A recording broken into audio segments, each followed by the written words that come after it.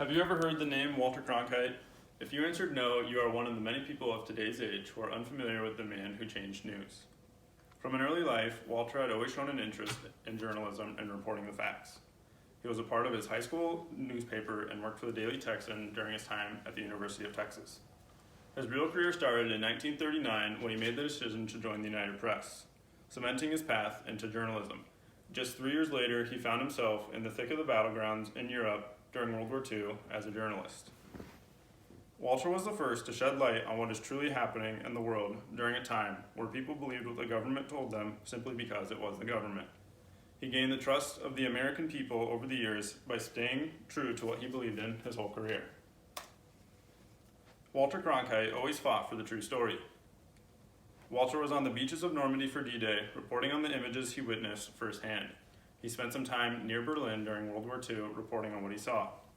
In 1968, during the Vietnam War, Walter had a week-long trip to Saigon, where the government provided him plenty of distractions in the form of generals reporting on what they wanted, telling him what they wanted him to report. When Walter talked to the GIs, which are American soldiers, he saw there was a clear disconnect between the GIs and the generals and what was truly happening.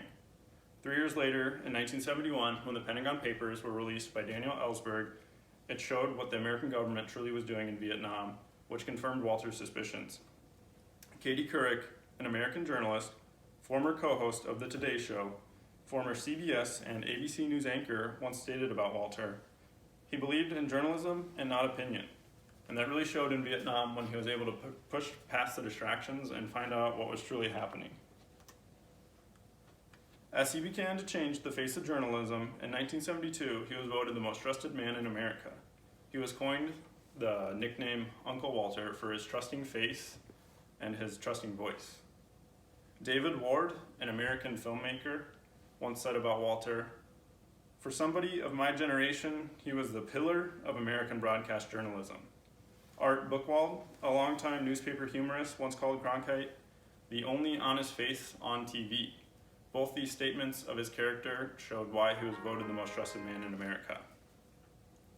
At the time, there were very few nightly broadcasts. They had a heavy influence over American opinion. Cronkite was able to dig deeper than the surface to uncover the true story and reveal it to the American people, which is where he got his legendary sign-off phrase, "That's the way it is." The Walter Cronkite School of Journalism at Arizona State University is the largest media outlet operated by a journalism school in the world. It continues to teach Cronkite's beliefs on journalism and reporting the facts and ignoring opinion to report what is truly happening. It also shows what a nightly broadcast should be. There is a famous moment during the JFK coverage where Cronkite takes off his glasses and he rubs his bridge of his nose and he sheds a tear. And it's the first time a major news anchor man showed emotions on TV. It was thought before that news anchors should be robots who just report news and shouldn't show emotions, as it was seen as controversial. Cronkite's popularity grew so much that the newscast nightly coverage went from 15 to 30 minutes when he signed on with CBS. Walter provided the clear picture to people.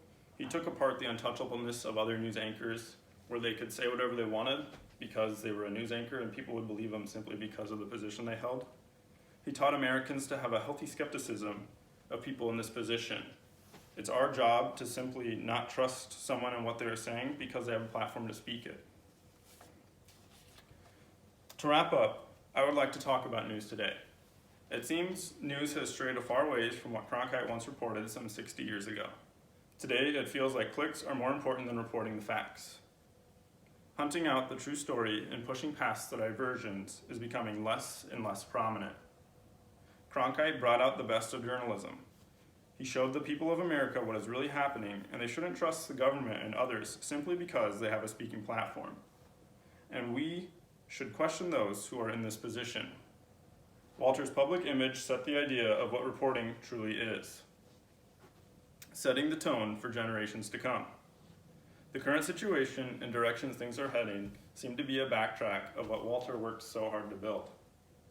However, when you read a good article today and see true journalism, it is hard not to think about someone like Cronkite, who paved the way for that kind of journalism to be so prominent.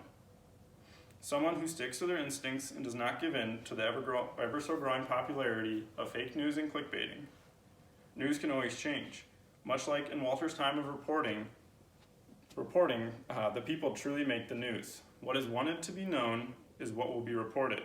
If the public's eye can change their opinion, then the news will follow suit. And with the public, it all starts with one person to make the first step.